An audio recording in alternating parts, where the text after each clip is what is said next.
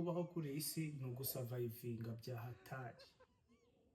Kugira ngo ubeho neza kuri iyi si rero, ubeho neza, ugomba kugira ibintu nka bitanu mu buzima bwawe. Icya mbere, ugomba kugira amafaranga. Ugomba kuyashaka mu buryo bwose bushoboka. Niba utayafite, basi gira ubwenge.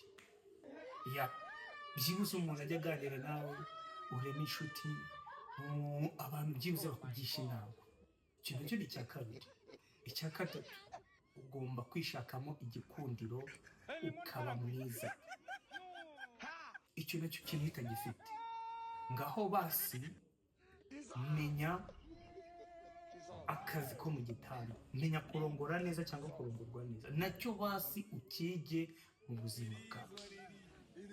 Nabyo nibikunanira, gira imbaraga nyinshi zo gukora akazi k'iki k'umujengo, bakavuga akazi k'ubuyede, ugakore koko bya nyabyo.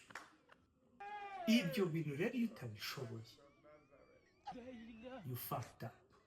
Ubu uri ikigoryi bro, ntabwo ushobora gusavavinga kuri iyi si.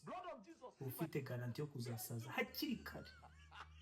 So muri make ntacyo ujya kuri iyi si. So ibyo ni ibintu bikeya ugomba kuba ufite muri ubu buzima.